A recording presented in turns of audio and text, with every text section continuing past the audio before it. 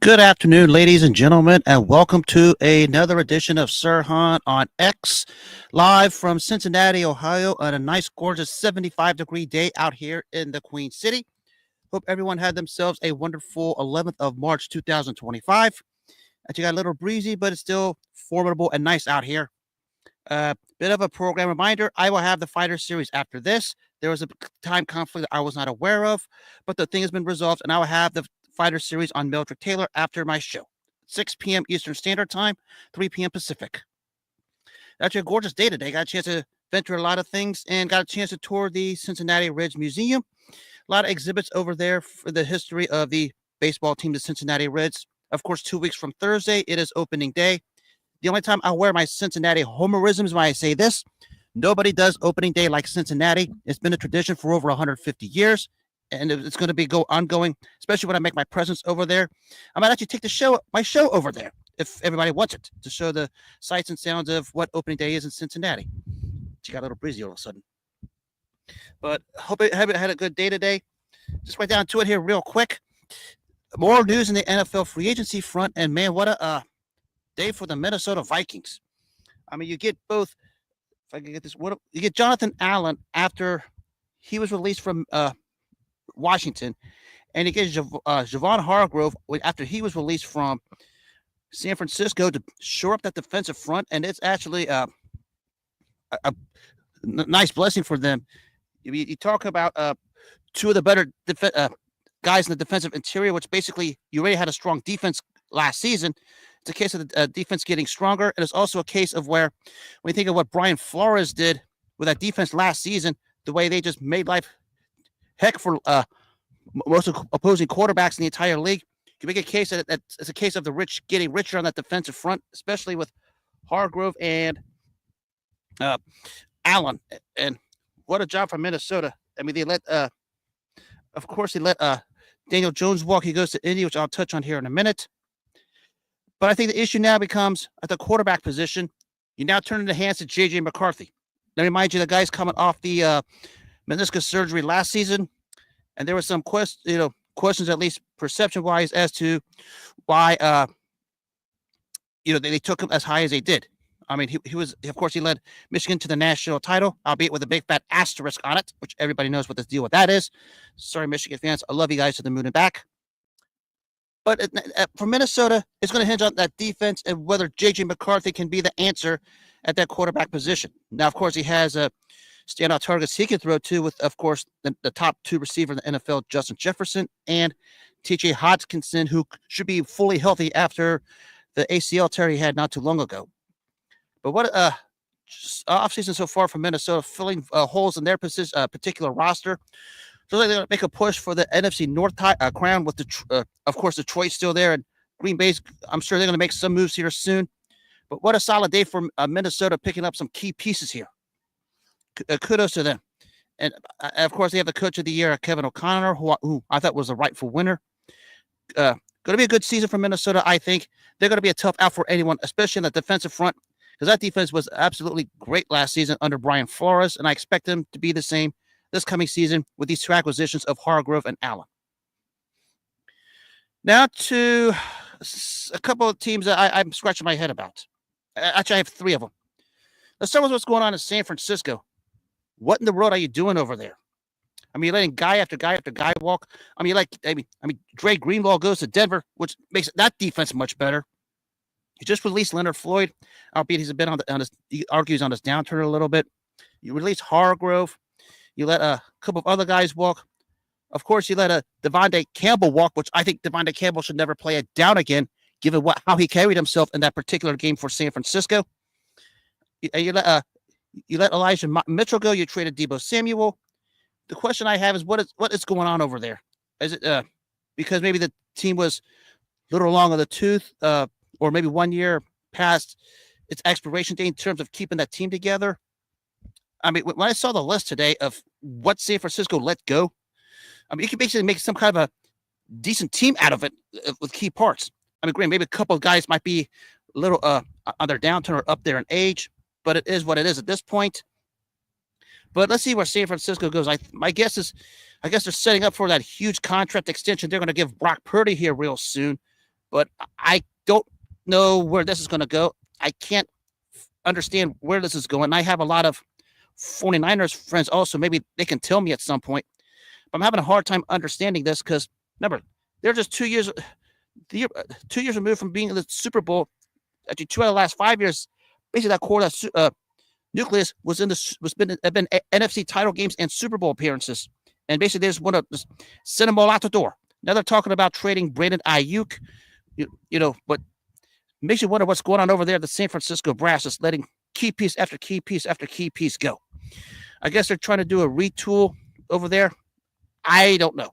I know that part of it is the pending contract of Brock Purdy, which is going to set the internet, social media, and all the sports network ablaze because it's going to be something ridiculous what he's going to get. Guess we'll have to wait and see on that one. Now to Houston.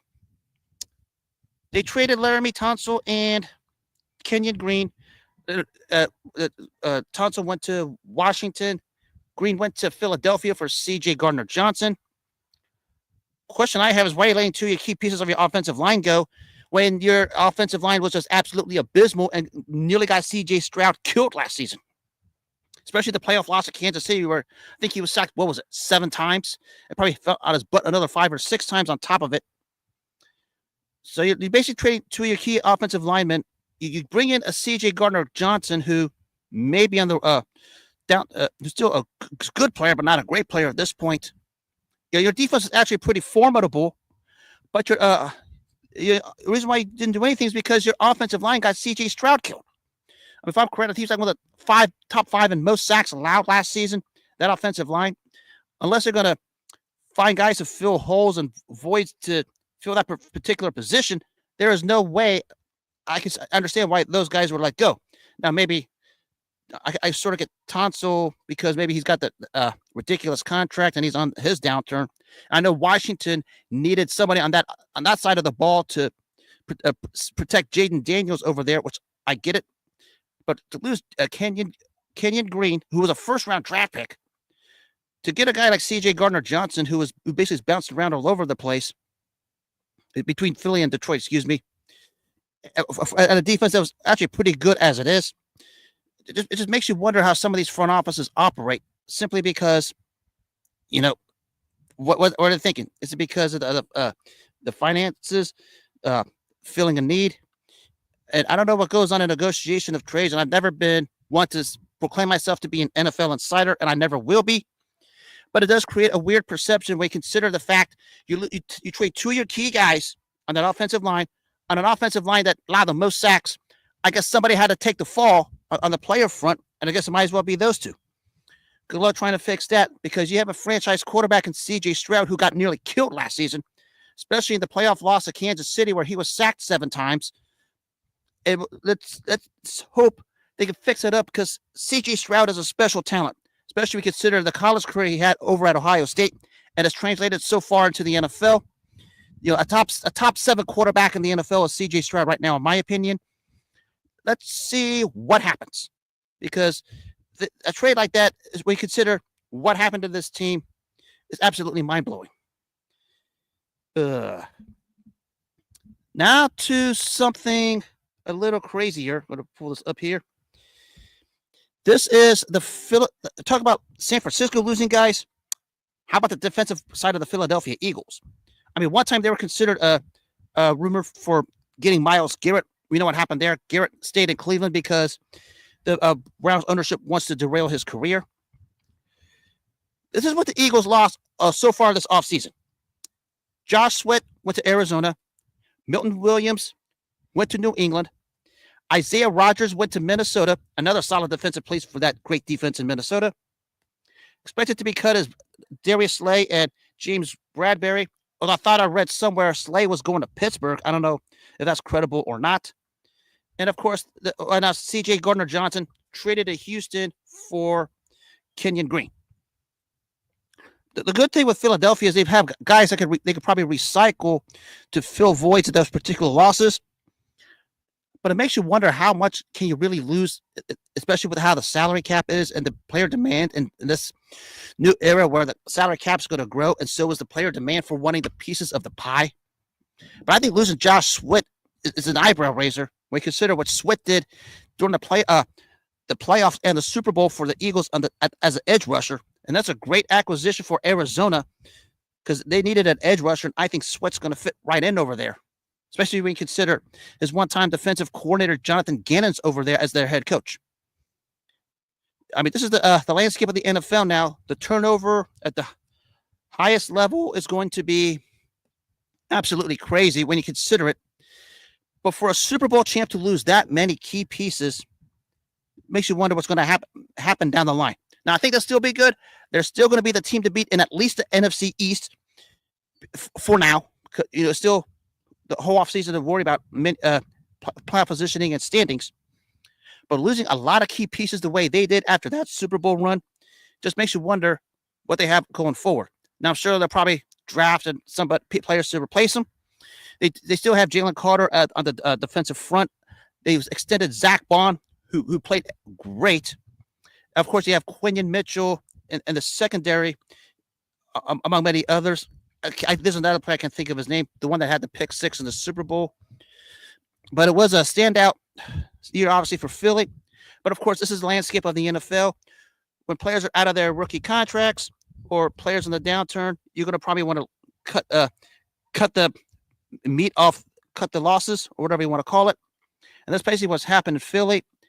But to lose that many players on one side of the ball the way like that, let's see what happens this season.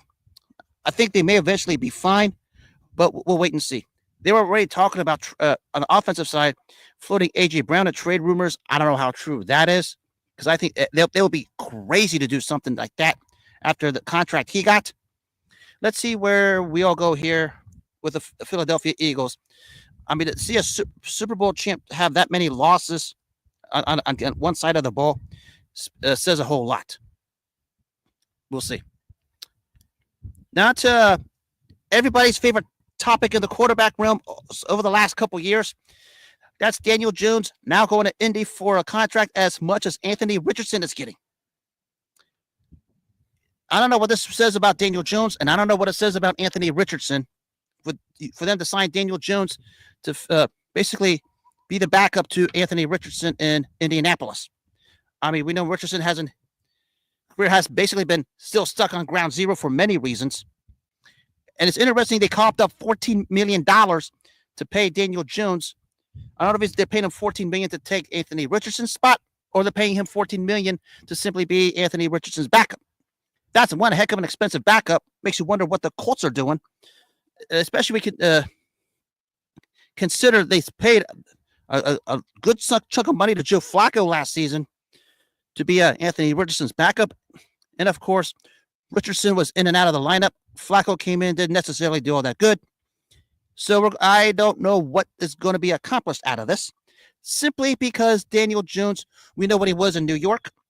We know the career so far of Anthony Richardson has been not all that great. And this Colts franchise, it looks like it's still going to be stuck on ground zero because I don't know what that direction they're headed. Of course, you're talking about the owner, Jim Irsay, which we know he's every bit the small market clown like Jerry Jones is in Dallas. So that's probably the explanation for it. I still don't get why you would sign him to a $14 million contract when you already have Anthony Richardson on the roster. I mean, 1 year, $14 million for a backup. That's an expensive backup to have as a backup quarterback on any roster. I don't care who it is. I don't care who the starter is or the backup is. You have a guy at $14 million on that roster. Says a whole lot. Says something. I don't know what it is. Just not a good look for Indy overall. More stuff in the NFL free agency coming up here soon. I mean, I'm telling you, this thing is crazy here. Ooh. Just scored on a couple of these. Actually, a solid signing today. Just gave a shout out to my fellow rivals of Baltimore, keeping Patrick Richard, who's been a solid fit and a solid fixture for the Ravens in the fullback position. Good signing. Good job keeping him there. Also, the unfortunate thing for Kansas City, Justin Reed is going to New Orleans, who I thought was a great fixture in Kansas, was really key piece of why the Chiefs defense went to 3 straight Super Bowls and won 2 of them. They have Jaden Hicks, who they drafted last season. I expect him to come in and fill that hole in Kansas rather nicely, rather well. So that concludes my NFL segment. More coming, obviously, with more trades, more free agency talk. It's just started. It's crazy how many signings and trades we've already had from basically even a couple of days before Monday to now. And let's remind people, tomorrow is at 4 p.m. is the official league new year. And we're probably going to get more signings and more trades when that kicks in, because it's going to get real crazy. Of course, we have the combine, the draft, which I don't know what I heard or something the other day. I think I've had enough of people talking about the quarterbacks because I don't think this quarterback class is going to amount to anything. Maybe ones I want to touch on real quick is, of course, Shedeur Sanders being Deion Sanders' son. I just know there's going to be a lot of baggage that comes with it because, Deion wants to get involved in it. And we'll see where that goes. And, of course, if I was one here, I'm still trying to study this as I go along. Of course, Travis Hunter is the two-way player, wants to play both defense and offense. I think Travis Hunter should stay on the defensive side simply because in today's NFL, the way it is, if he wants to be a two-way player, he's basically begging to have his career ended real quick because the way the NFL is structured today, two-way players in the NFL aren't going to make it. He'll be found out real quick, and that'll end his career rather early, maybe in the first few years. Not because of injuries or whatever, because the NFL will figure him out real quick. Because two-way players don't last much. You can probably last a few plays here and there, like Deion Sanders did way back in the day with Dallas, but it's not going to get you anywhere at the end of the day. If he wants to have a career like that, good luck, because it's going to be short-lived. So that'll conclude my NFL and my brief look at the college football landscape and the draft. Also, before I go into boxing, it is bracket day, so everybody fill out your brackets. I'm going to fill mine out tonight. Just get that out of the way. The focus on my boxing will be on the back end of the 80s to the mid-90s in the heavyweight division when it got hot. And boy, did it get hot. Start with what took place in 87. After 10 years out of the sport, George Foreman made his comeback to fight a fighter named Steve Zouski at the Arco Arena in Sacramento, California. Of course, the career was basically pegged as a joke at that point. People thought Foreman was coming back for the money. Even he admitted it because he had the George Foreman Youth Foundation and his church where he was an ordained minister out in Houston, Texas. Fought a journeyman, Steve Zouski, where basically the fight was over within the first round. Foreman carried him on a couple of extra rounds, saying that he needed the extra rounds in his comeback. Basically put a beating on Steve Zouski to get the 4th-round stoppage in Sacramento, California. A time when people viewed his comeback as a joke and as a laughing matter, and people were wondering why he would be doing it.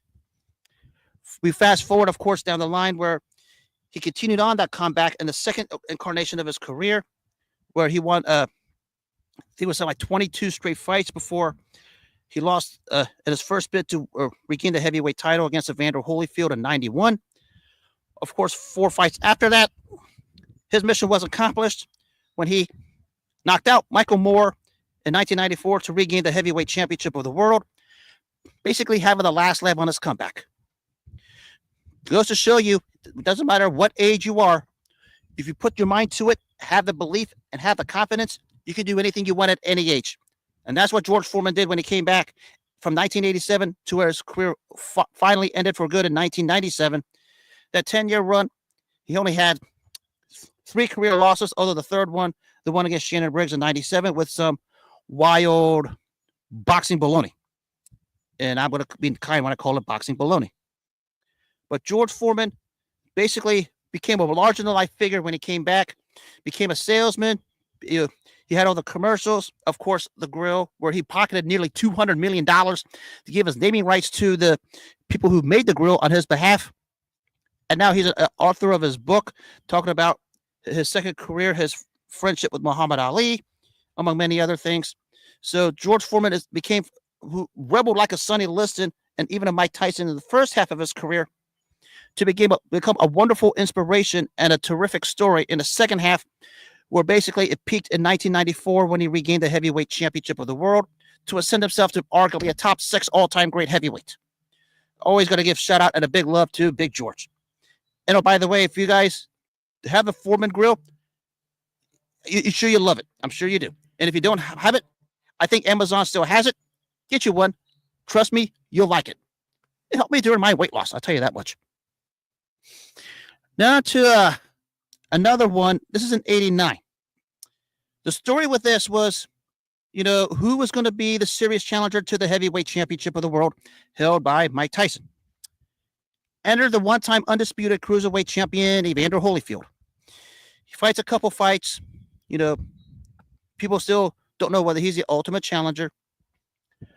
Then comes what took place 36 years ago today at Caesar's Palace in Las Vegas. He fights the always exciting, always tough, bring it all the time type heavyweight in Michael Dokes. And this was the barometer to see how serious of a heavyweight contender Evander Holyfield can be, and could he be the one to take down Mike Tyson? Again, we're talking about 89 before all the garbage happened. He fights Michael Dokes in one of the real exciting give-and-take fights that basically just Dokes has his moments to where Holyfield has his moments, and they're exchanging and they're going back and forth in one of the most exciting fights, and Dokes is pushing Holyfield to the limit the best he could at a time when Michael Dokes could push anybody, because Michael Dokes was never in a boring fight. Neither was Evander Holyfield, for that matter. And when he had that kind of a spontaneous combustion in that ring, you get excitement. And that's what we had 36 years ago at Caesar's Palace in Las Vegas.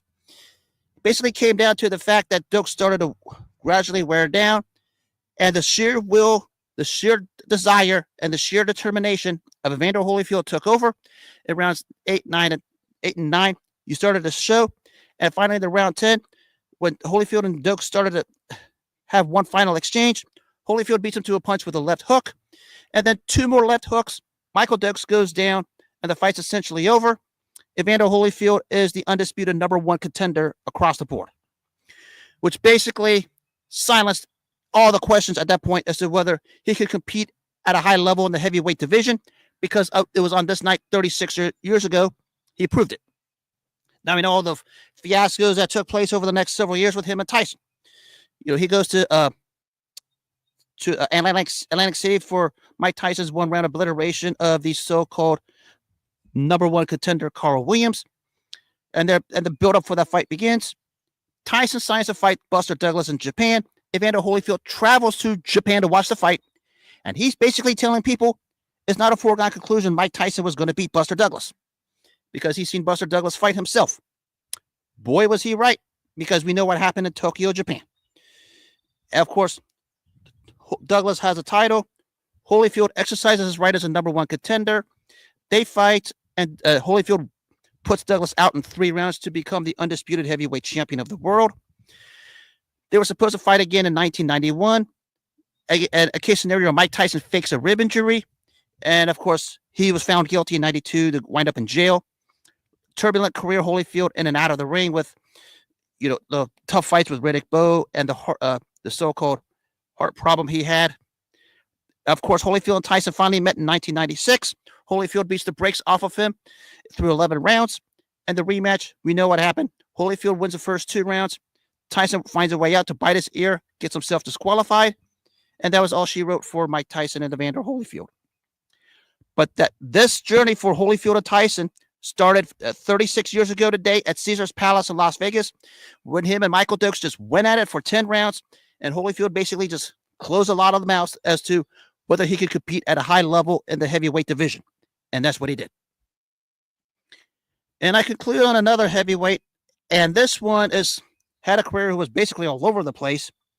But on this night, was basically symbolic of who he was. It was Riddick Bowe winning a fake heavyweight championship over Herbie Hide. So right here was Hide winning the first couple rounds, and then Bowe just, anytime he touched Hide, floored him. And the fight was essentially stopped at the 6th round. This fight wasn't necessarily the greatest night of Riddick Bowe's career. I wouldn't necessarily call it the worst either. But it was symbolic of who Riddick Bowe was after he beat Evander Holyfield to win the title in 1992. Basically, the immense talent was there. I mean, a 6'5" heavyweight who wanted to mix it up had the perfect punch for a 6'5" heavyweight against a smaller fighter, the right-hand uppercut that could take you to the moon or decapitate you. But after he beat Evander Holyfield, him and his manager, Rock Newman, were all about the theatrics, all about the dollars, and it basically showed on this night. Their biggest lockout was Herbie Hide was never tested, and basically when Hide stepped up, Bowe basically beat him by basically doing nothing. He didn't even train for this fight. It's just Herbie Hide just fought scared for the most part, scared and jittery. But it was symbolic of who Riddick Bowe was, because after he won the heavyweight title, we knew he was about the theatrics and a bunch of other things. I mean, after he beat Holyfield in 92, he flew to London to throw the belt in the garbage can to duck Lennox Lewis. We know the story with that one. Makes 2 title defenses against badly faded opponents like Michael Dokes and Jesse Ferguson, who had no business getting title shots. Gets a second fight with Evander Holyfield, balloons to 247 pounds. Of course, the parachutist that comes into the ring, among many other things of the Riddick Bowe theatrics, punching Larry Donald at the press conference, did some weird things before this one, throwing a beer jug at Jorge Luis Gonzalez, among many other things. But it was symbolic of who Riddick Bowe was after he beat Evander Holyfield in the first fight.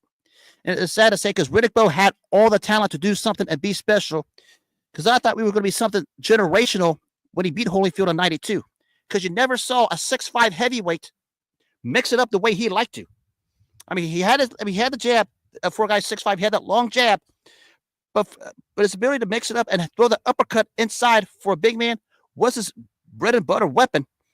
But problem was, Riddick Bowe wouldn't stay disciplined enough to stay at that high level after he beat Holyfield the first time. I mean, it was been well chronicled. I mean, there were rumors all the time. The guy had to be kicked out of the kitchen. The guy had to be, watched to prevent from going to the kitchen. Actually, there were rumors that they had to lock refrigerators and cabinets to prevent him from eating as he was preparing for fights. The only 2 fights you could say he really prepared hard for were Pierre Kutzer and the Holyfield fight. Kutzer was the fight that got him the Holyfield fight when they fought in July of 92. But he wasn't necessarily all that great against Herbie Hide. He just lucked out because Herbie Hide wasn't necessarily the greatest himself. But it was symbolic of who Riddick Bowe was at the end of the day. And much love to Riddick Bowe. A phenomenal fighter, one of my favorites. But probably one of the top 10 fighters all time when it comes to who never lived up to their potential, because he had a lot of it. I know a lot of it's Rock Newman's theatrics, which everybody in the fight game knows about Rock Newman's theatrics, because that's who Rock Newman was at the end of the day. But, that's what happens when you can't stay disciplined in that ring. It's one thing to win a title and be disciplined to win it. It's a second thing to stay disciplined once you get to the top. Because once you get there, the bullseye is on your back, and you better work 10 times harder to retain your status as a top athlete than you do to work hard to get to that point. Just because you get to that point doesn't mean you can take off and have a vacation. That's what Riddick Bowe did, because he basically just couldn't keep him out of the kitchen, couldn't keep him out of fast food chains, and you saw what happened. I mean, he did beat Evander Holyfield in their third fight, but it's largely because Holyfield had all kinds of the fatigue problems with hepatitis or whatever. And of course, the cultivation was the two losses against Andrew Golota, where not only the physical part was deteriorated him, but the theatrical part, and where it just basically got way out of control with that nasty riot after the fight, provoked by Rock Newman, despite Rock Newman's denial. We all know Rock Newman started all of that. And of course, his bodyguard Jason Harris hits Andrew Golota upside the head with a walkie-talkie of all things. But it was symbolic who Riddick Bowe was at the end of the day. And as much talent as he had, and he had surreal talent. I mean, a 6'5", 235-pound fighter who basically was a very gifted offensive fighter. Just couldn't stay disciplined when he got to the top. I mean, you could even point back to the '88 Olympics when he lost to Lennox Lewis in the gold medal round, because the same thing happened there. There's been the knock on Bowe throughout his amateur ride to the gold medal fight was the fact that he wasn't necessarily the most disciplined and most in shape fighter in the world. I mean, he was basically called lazy among many other things. He basically coasted there, but when it came to fighting Lennox Lewis for the gold medal, he got beat down in 2 rounds. And that was who Riddick Bowe was at the end of the day. Maybe we should have seen it coming a long time ago. Certainly his trainer, Eddie Futch, did, because that's when Futch left Bowe after the first Golota fight. But that's who Riddick Bowe was, even though he did beat Herbie Hide 30 years ago today at the MGM Grand Garden. It was just who he was. Of course, the significant thing of this one, it was the last major heavyweight fight before Mike Tyson's release from prison. And we know how that went. Mike Tyson was just all about the dollars and the theatrics. He stepped up 3 times, twice against Evander Holyfield, once against Lennox Lewis, and got wiped out. That was significance of this heavyweight run, because guess who was in the smack middle of it? Mike Tyson. From winning the title, to faking an injury to avoid Evander Holyfield, to winding up in prison, to getting out of prison, to ducking Lennox Lewis twice in 1996, one time paying him $4 million to avoid him, the other one vacating a belt to pursue the Holyfield fight, to get his butt handed to him twice by Evander Holyfield, and the capper for Tyson was 2002 when he got knocked out by Lennox Lewis. Amazing how the heavyweight division in the 90s became what it was. Actually, the back end of the 80s to the 90s, you could probably say when Foreman came back and then Holyfield went up for the Dokes fight, that's where it started. Of course, Bowe was in the middle of it. Later came guys like Lennox Lewis, Ray Mercer, Tommy Morrison, even a couple other fighters like David Tua. I could be a Bucci before he fell off the rails. Chris Bird was in there. You say even Oliver McCall, who won a title, actually was a solid fighter until he went off the rails after the loss to Frank Bruno. List goes on and on.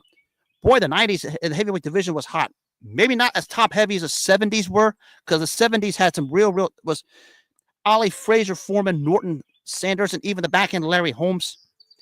Maybe it was deeper than the 90s. You could probably say that. But there are a few guys in there who just never lived up to that highest potential. Whereas the 70s, it was up there, and they were up there. I mean, think about Ali, George Foreman, Joe Frazier, and Larry Holmes. 4 of the top 8 all-time great heavyweights, bar none. Boy, I miss the heavyweight division. There was a time when the lead story of all of the sports news shows was heavyweight championship boxing. Where is it now? Irrelevant, unfortunately. Boy, I wish I could go back to the days where I can talk about more heavyweight boxing. The division's just absolutely in a crux again, and I don't know what to do about it. And on that note, I will wrap up this edition of Sirhan on X on this gorgeous day in Cincinnati, which is in the 70s. Spring weather is here, ladies and gentlemen, and I'm going to enjoy it. And a program reminder in about 10 minutes. If you're watching me on the X and Facebook platforms, I will be back with the Fighter Series on Meldrick Taylor. I will have an article coming up from my site, We Like Sports PC, after the weekend on that glorious night that took place at the Las Vegas Hilton between Meldrick Taylor and Julio Cesar Chavez. And I will have my show Monday night, 8 p.m. Eastern Standard Time, dedicated to that particular night. There was a controversy. There was a controversy, and it really was. But it's not what you think it is. I'll point out what the real controversy was that night. Because there's something everybody missed on that particular fight, St. Patrick's Day 1990. I will reveal it Monday night. And I will be on an NFL show, also 7 p.m. with a bunch of people in the NFL Spaces on the X platform. Looking forward to chatting it up with you guys. But as I conclude, I always say this. Always make self-care your number one priority in life. Take care of yourself first before you take care of anything else. Because if you don't take care of yourself first, nothing else matters in the end. I had to learn that the hard way myself. So until then, have a good rest of the day. Take care of yourselves. God bless. Spring weather is coming. And enjoy yourselves.